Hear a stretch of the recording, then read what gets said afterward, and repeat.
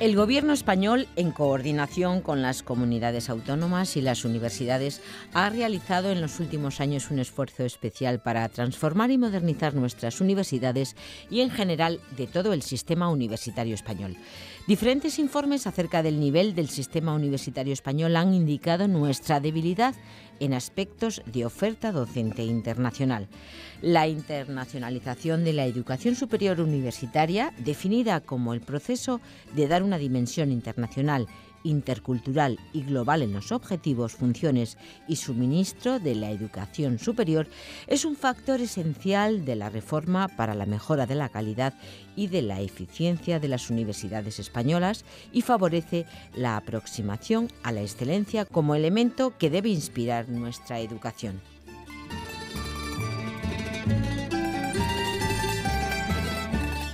En este primer tramo de nuestro programa de hoy vamos a detenernos en un ejemplo concreto en el que la UNED, de la mano del profesor del Departamento de Lenguajes y Sistemas Informáticos, Miguel Rodríguez Artacho, tiene mucho que ver. Nos referimos a Filipinas, a la estrategia de internacionalización de la Universidad Española en relación con este país asiático. Para ello hemos preparado un coloquio muy interesante al que te invitamos a quedarte. El profesor Rodríguez Artacho lo modera. Comenzamos un programa de radio en el que vamos a comentar los aspectos relacionados con la internacionalización de la universidad y en particular con las iniciativas que universidades españolas y también la UNED tienen en Filipinas. Nos acompañan hoy Luis Delgado, que es vocal asesor del SEPIE. Es el Servicio Español para la Promoción de la Internacionalización de la Educación. Buenos bienvenido. Días. Encantado de estar aquí en este programa y hablar de la internacionalización de las universidades y en concreto en Filipinas. Muchas gracias. También nos acompaña Javier Ruescas, que es el presidente de la Asociación Cultural Galeón de Manila y que ya ha participado en algunos programas anteriores a este respecto. Bienvenido. Un placer estar aquí en el programa de la UNED de nuevo, hablando de Filipinas.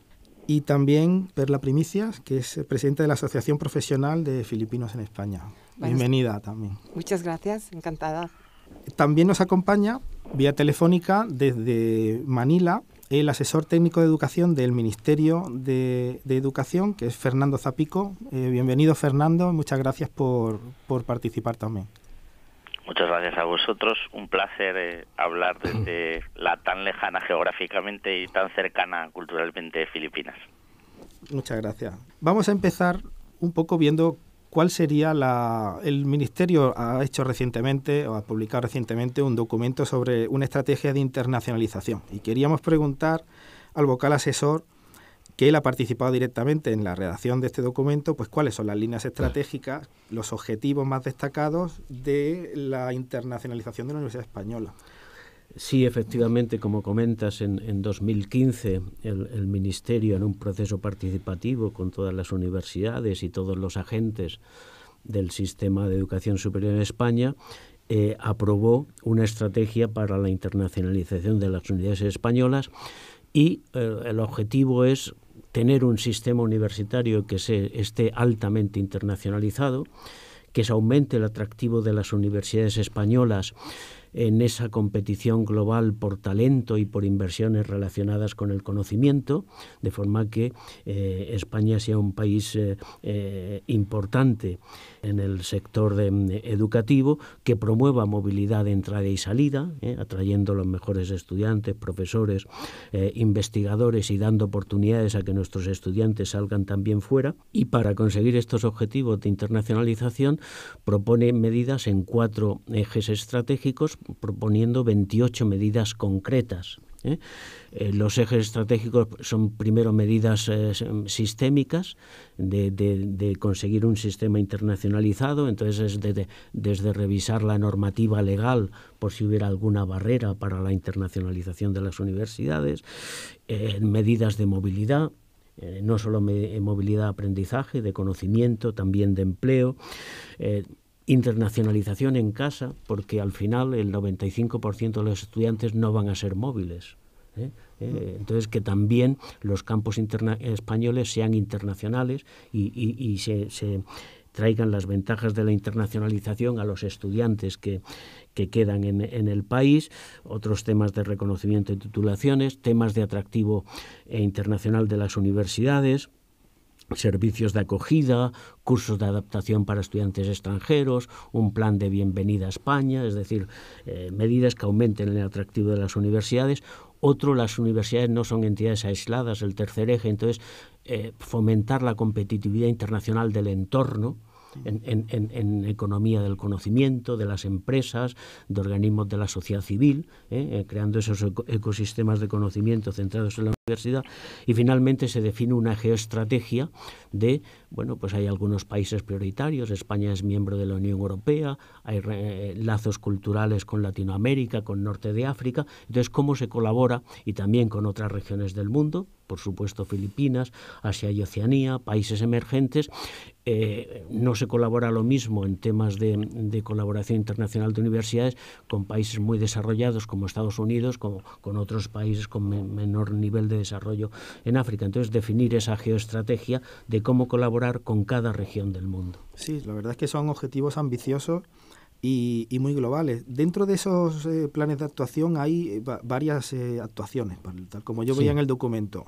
Reconocimiento de títulos, hay acreditación de programas, profesorado, doctorado internacional, ¿son todos igual de prioritarios? ¿Hay alguno que sea más a corto, otros más a largo plazo? La estrategia define también un calendario de actuación para los 2 primeros años, que acabaron en diciembre de 2016, porque la estrategia se aprobó en octubre de 2014.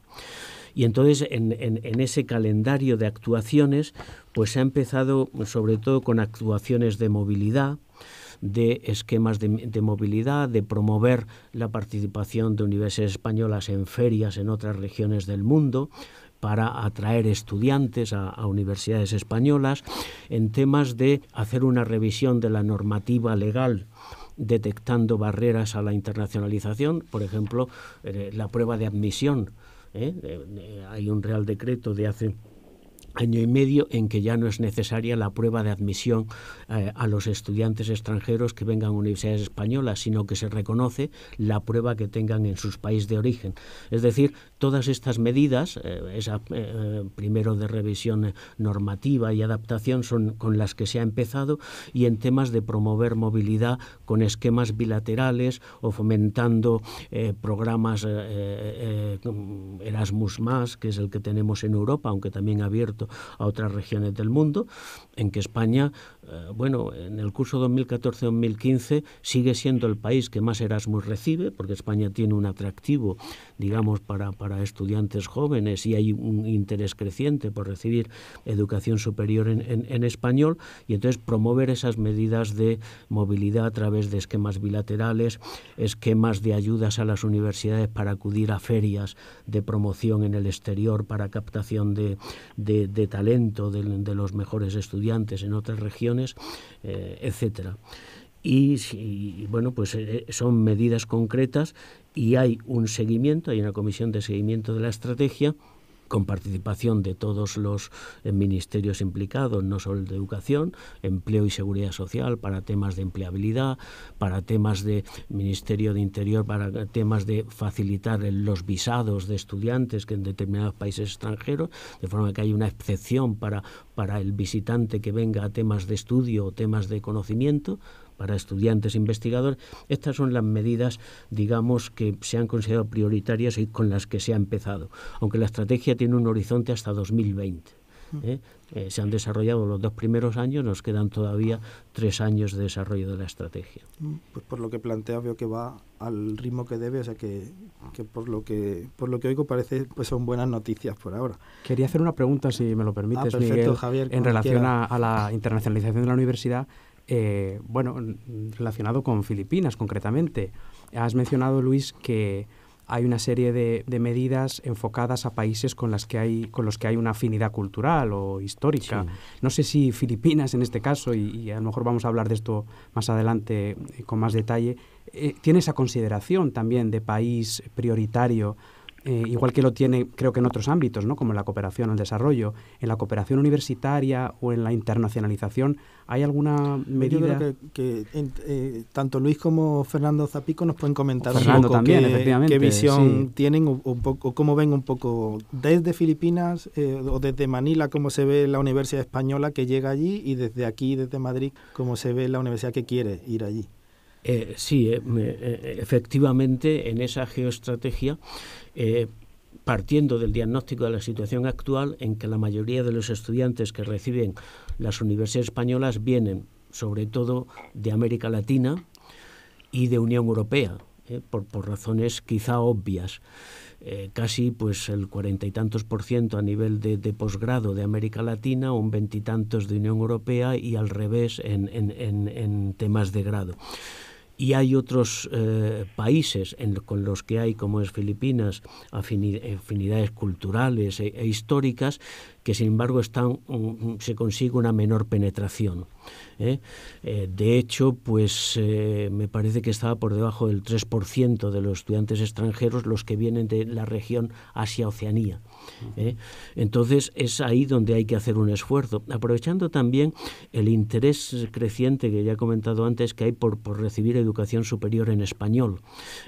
Entonces hay unos mercados que hay que cuidar, América Latina, Unión Europea, Norte de África, pero hay otros en el que hay que hacer políticas más proactivas de acercamiento. Ahí, dentro del organismo en el que ahora estoy, el SEPIE que has comentado antes, pues se promueven ferias o seminarios o esquemas bilaterales para ver qué acuerdos se pueden llegar con las autoridades educativas en esos países para promover intercambios bilaterales de estudiantes, y no solo de estudiantes, de profesores, de doctores, investigadores, y también de personal de administración y servicios en algunos casos. Entonces es un mercado que sabemos que está ahí, que tiene además un alto potencial de emisor de estudiantes, pero que todavía no hemos penetrado suficientemente. Yo quería preguntar también a lo que dices a la asesoría técnica desde Manila, un poco cuál sería la presencia de la Universidad Española allí en Filipinas y cuál sería un poco la representación que se tiene en las ferias de educación que se organizan allí. La verdad es que Filipinas ha estado siempre volcada en la universidad de los Estados Unidos, de Australia y en el caso europeo del Reino Unido, por una razón de influencia política muy fuerte de los Estados Unidos sobre todo, y en segundo lugar, no menos importante, por el tema del idioma, reconociendo la situación de práctica desaparición del español en Filipinas como lengua materna. Resulta muy difícil que los estudiantes filipinos se incorporaran a un sistema universitario como el español, que hasta hace pocos años ofrecía escasas titulaciones. Una vez dicho eso, hay que valorar la evolución positiva del número de estudiantes filipinos que viajan a España. En primer lugar, hay una fuente importante que son los hispano-filipinos que tienen doble nacionalidad y de los que no tenemos datos porque contabilizan como ciudadanos españoles, no solicitan visado y se matriculan en las universidades españolas directamente, y sabemos que esta es la principal fuente. Además, por visados por estudios, la evolución desde 2013 hasta 2016, según los datos del consulado, es más del doble, es decir, el incremento es del 100%. Estábamos ahora por unos 1.000 visados al año, pero eso incluye también pues cursos cortos, cursos de verano, auxiliares de conversación filipinos en España. Es decir, hay una evolución positiva, pero aún insuficiente. La presencia de las universidades españolas la podemos medir en dos niveles distintos, ¿no? Por un lado, las universidades que buscan atraer alumnos pues para cursos de verano, para cursos sobre todo de posgrado, y algunas incluso para cursos de grado que ya ofrecen con programas mixtos de inmersión lingüística, primero en inglés, después inglés y español, y al final solo en español, con una estrategia bastante inteligente y que ha ido creciendo con el tiempo. Pero hay que decir que se trata casi exclusivamente de universidades privadas, que prácticamente. En el caso de las universidades públicas hay presencia en Filipinas con más acuerdos de movilidad, de investigación. Eran bastantes solicitudes de Erasmus Plus. En la última valoración en el Grupo de Educación de la Unión Europea había 6 proyectos en los cuales España estaba en 5, representado en 5. Por lo tanto, yo creo que la actividad se está incrementando. Y desde luego, en el último año, la ayuda del SEPIE ha sido clave. Ha habido un representante del SEPIE en la Feria de Educación Europea, donde había 4 universidades españolas, además, y está en proceso de firma un acuerdo para la formación de profesorado filipino en España entre el SEPIE y la Comisión de Educación Superior, que es el ministerio que se encarga de la educación universitaria. Entonces, pues yo resumiría el tema en una evolución positiva, aunque aún desde luego insuficiente para lo que se merece un país como Filipinas por sus lazos culturales y educativos con España. Te puedo preguntar, Fernando, perdona, soy Javier, hola de nuevo. Sí, Javier, dime. Sí, ese programa de formación de profesores filipinos al que te has referido es para luego esos profesores dar clases de español en colegios o en universidades en Filipinas. No solo. Hay varios programas abiertos ahora mismo. Hay un programa de becas de la ECID para profesores filipinos de español que quieren hacer un posgrado en enseñanza de español lengua extranjera. Ese sí que es exclusivamente para profesores que van a dar clase de español. Pero la Comisión de Educación Superior está ahora en un proceso de transición al ampliar los 10 años a los 12 de enseñanza no universitaria, el nuevo currículum K-12, y está aprovechando estos 2 años en los que no hay prácticamente alumnos matriculados en primero y segundo de carrera, porque están implantando el bachillerato que no tenían, para aumentar el perfil académico de su profesorado, que en un 50% no tiene ni máster ni doctorado, tiene grado. Entonces, ellos están promoviendo el estudio de una parte de sus profesores en el extranjero. Y en el caso de España están especialmente interesados en que colaboremos en la formación de profesores de áreas como turismo, patrimonio histórico, arquitectura, desarrollo urbano, humanidades, desde luego, lengua y cultura, en fin, en áreas donde España destaca. O sea, que serían profesores un poco de prácticamente no todas las disciplinas, pero sí un número importante. Y Fernando, yo te quería hacer también otro comentario. Hilo de lo que has dicho. ¿Cómo ves un poco la evolución en aspectos de internacionalización como los que ha comentado Luis Delgado? ¿Hay alguna prioridad en cuanto a que se desarrollen programas conjuntos o actuaciones de tipo acreditaciones mutuas, títulos, por ejemplo, títulos de posgrado o intercambio de profesorado? ¿Hay alguna estrategia que consideréis vosotros que puede ser más efectiva para que las universidades españolas y filipinas se conozcan más? ¿Ese podría ser un objetivo deseable? Bueno, a nosotros lo que nos parece es que la presencia de universidades españolas en la zona, como bien señaló Luis, por el número de estudiantes que tenemos en España, es aún escasa. Filipinas está en un contexto en el que las universidades españolas están llegando hace unos pocos años. Yo tengo el listado de acuerdos firmados de los que tenemos constancia, porque por supuesto las universidades son autónomas para firmar acuerdos y no comunicarnos. Los hombres muchas veces nos piden ayuda, les piden que les montemos una agenda, que les concertemos entrevistas y nosotros lo hacemos encantados.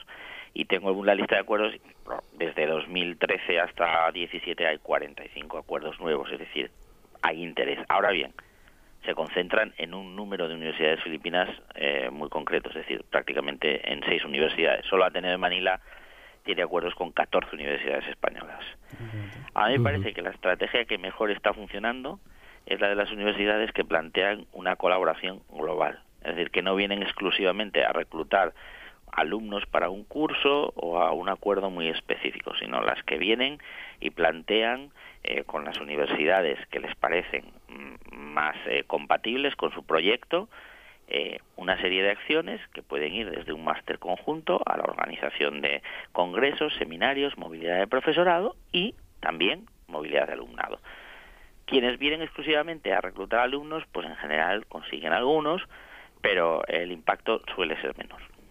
Sí, yo en esto estoy totalmente de acuerdo. O sea, la internacionalización es un concepto amplio que va mucho más allá de la movilidad y de la firma de acuerdos. Entonces, el iniciar proyectos educativos o de investigación conjuntos, sobre todo quizá a nivel de posgrado, esto es siempre más factible, máster o otro tipo de proyectos de investigación, y hay líneas de investigación para ello. Erasmus más ahora está abierto a países no europeos, ¿no?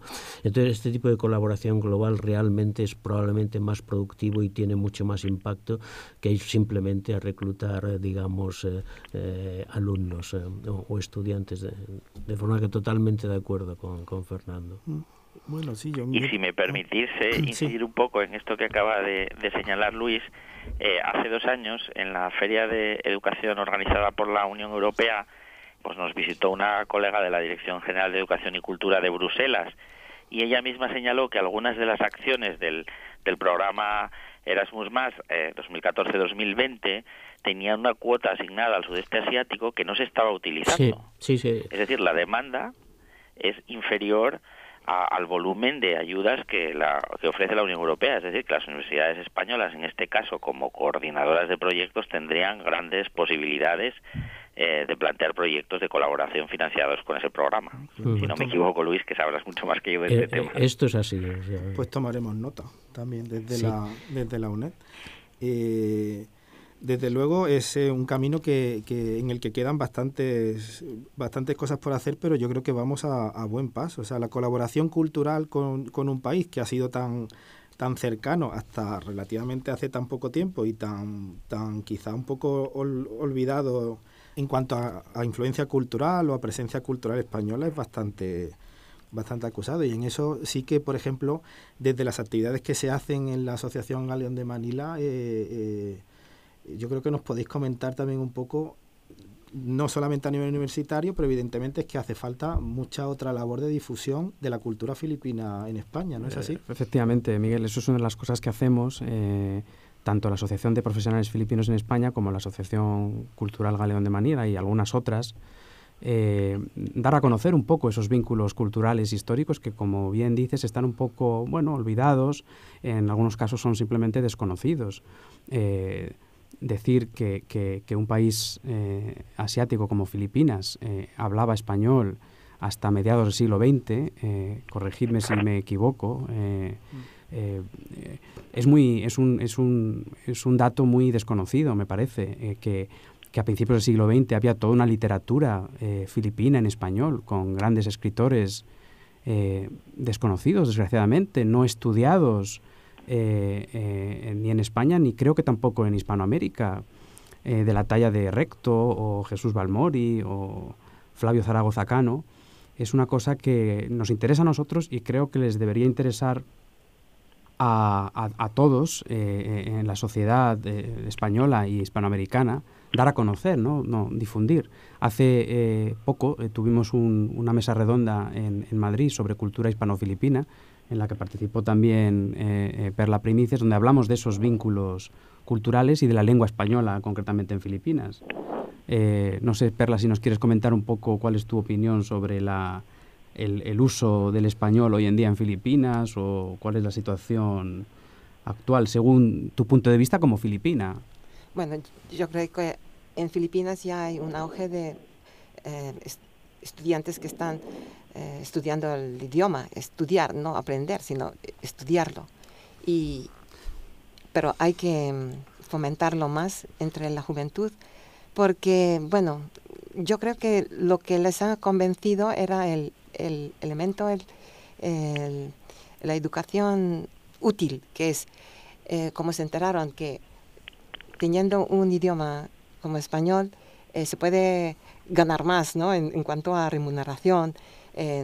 Con la aparición de los call centers en Filipinas, pues de ahí me parece que ha salido el interés, ¿no?, de la juventud en aprender español y luego estudiarlo. O sea, que hay un interés tanto económico, ¿no?, de desarrollo profesional, como también cultural, ¿no? Sí. De los dos, en los centros de llamadas.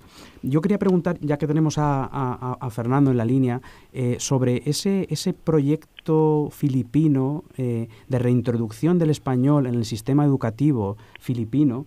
Recuerdo cuando estuve allí hace varios años, me parece que fue tu antecesor, Fernando, que me habló de unas 70 escuelas de secundaria filipinas donde ya había español como lengua optativa, me parece. No sé si ese número se ha aumentado o sigue en ese nivel aproximadamente. No, el objetivo era llegar a 80 en el 2016. Probablemente Javier Menéndez, que ahora está en Turquía, y a quien saludo desde aquí. Javier Menéndez, sí, exactamente, sí. Trabajo extraordinario. Te habló un poco de los objetivos. El programa especial en lenguas extranjeras que se creó cuando el gobierno Aquino tomó posesión, porque sabes que el plan original fue un plan que Gloria Macapagal planteó para reintroducir y generalizar las enseñanzas de español. Eso fue sustituido por un plan mucho menos ambicioso, en el que el español quedaba a la misma altura que el francés, el alemán, el japonés o el mandarín en 2009 con la nueva administración Aquino. Y efectivamente, pues sí que se consiguieron las 80 escuelas públicas. En todas las regiones del país hay al menos una escuela que enseña español, 14 centros de TESDA, que es la autoridad que se ocupa de la formación profesional, y además de eso, pues la labor de promoción del español en las universidades. Los números de estudiantes de español cada año mejoran, tanto en el Instituto Cervantes de Manila como en las universidades, pero claro, el gran problema ahora mismo está en la falta de profesorado cualificado, porque, bueno, esto lo sabrá muy bien Perla, los profesores de español pues prácticamente están todos ya jubilados, los de la generación que estudió español, y lo que ahora tenemos son pues jóvenes muy entusiastas, pero que hacen un esfuerzo enorme porque aún no hay en el país más que un grado en estudios hispánicos, que es el de la Universidad de Filipinas. Y esto es una real anomalía, porque si pensamos que en Corea hay 14 departamentos de filología hispánica, y comparamos con Filipinas, donde hay uno, pues nos damos cuenta que la incidencia de 3 siglos de presencia española debería haberse traducido en otra estructura académica, ¿no? Entonces, mientras no solucionemos este tema, y es que sea el gobierno filipino quien favorezca la creación de departamentos de lenguas extranjeras y específicamente de estudios hispánicos, por lo que eso aporta a la identidad filipina, al conocimiento de la cultura del país, porque como muy bien decía, nos acaba de decir Javier, bueno, es que una gran parte de la literatura, la documentación histórica, los diccionarios del país, la realidad lingüística, pues está escrita en español. Las grandes novelas de los héroes nacionales están escritas en español. Así es. Entonces, quiero decir que no solo por temas de empleo, que también, porque ahora mismo el español aporta un valor añadido enorme en términos de call centers, pero también nosotros tenemos aquí ahora estudiantes de las universidades más importantes del país que están estudiando español porque les contratan en servicios financieros, sobre todo en el ámbito económico y de ciencias de la salud, para trabajar con empresas de Estados Unidos que, por supuesto, atienden a población bilingüe. Estados Unidos ya es un país bilingüe. Esa realidad en la que Filipinas tiene un contacto extraordinario con Estados Unidos, pues está haciendo que aumente el número de estudiantes. Pero aún la estructura de la que se dispone en el país en términos académicos es escasa. Y lo que ahora realmente tenemos es mucho interés, muchas universidades que se dirigen a la embajada, al Instituto Cervantes, preguntando si les podemos proporcionar profesores de español, pero desgraciadamente no podemos porque, bueno, la estructura salarial filipina es la que es, no es viable que vengan profesores españoles a enseñar a Filipinas, deberían ser profesores filipinos los que se formaran en español, y eso requeriría pues de un gran proyecto probablemente similar al que se puso en marcha con Brasil. Claro. Sí. Pues la verdad es que las iniciativas que se están haciendo son bastante interesantes. No sé si hay algún comentario final de... Yo quería incidir como comentario final de que Filipinas, y nos lo ha comentado Fernando al comienzo, ahora mismo a nivel de estudiantes universitarios está copada por USA, Australia, Reino Unido. Son 3 potencias mundiales en el sector de educación superior, que son los que atraen más estudiantes internacionales de todo el mundo. Estados Unidos está cerca del 20%, España solo atrae el 1,9% de los estudiantes internacionales del mundo. Que entonces es realmente un reto, es difícil y que hay que movilizar todos los recursos, incluyendo conversaciones con la Comisión de Educación Superior en Filipinas para que todos estos programas de recuperación del español, de interés por estudiar en español, con el plus que eso da, realmente se retomen. Pero que es un mercado realmente difícil, competitivo. Pues yo creo que, muchas gracias por ese comentario. Yo creo que ha quedado reflejado todo el trabajo hecho, todo lo que queda por hacer, que no es poco, y quiero agradecer la presencia. Luis Delgado, muchas gracias por participar. Gracias a vosotros. Muchas gracias, Javier Ruescas. Quería decir solamente, antes de que desconectemos, que en la asociación hemos hecho un documental sobre el idioma español en Filipinas, donde hemos hecho unas grabaciones precisamente a esa generación de hispanohablantes, que ya quedan muy pocos, y que es un documento, creo que interesante, y que vamos a volver a proyectar en breve en España. El documental se llama El idioma español en Filipinas, y los que tengan interés en su proyección lo pueden consultar en nuestra web, que es galeondemanila.org. Pues imprescindible. Y gracias por el comentario también, para que los oyentes puedan verlo o puedan ir a buscar información. También muchas gracias, Perla. También pedimos a Perla primicia. Sí, quisiéramos también dar a conocer que tenemos la cena, siempre organizamos para celebrar el Día de la Amistad Hispano-Filipina, el 30 de junio de todos los años. Ahora dentro de un mes tendrá lugar, efectivamente, entre otras actividades de celebración y conmemorativas. Perfecto, gracias por comentarlo, y sobre todo muchísimas gracias a Fernando Zapico desde Manila. Gracias por participar. Muchas gracias a vosotros, y aprovecho también para deciros que este año se celebran los 70 años de relaciones diplomáticas modernas entre España y Filipinas. Así es. Y que la comisión que está preparando la celebración del Día de la Amistad pues espera que este año sea realmente especial, y que el número de actividades y su calidad pues tengan un impacto real en las relaciones entre los dos países. O sea que esperemos que así sea. Pues nosotros también. Muchísimas gracias, y muchísimas gracias a nuestros oyentes por estar ahí. Hasta luego.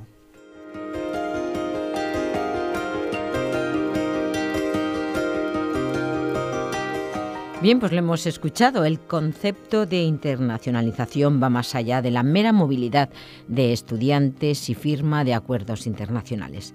Una interesante charla en la que hemos analizado un caso práctico, la estrategia de internacionalización de la Universidad Española, en concreto en Filipinas.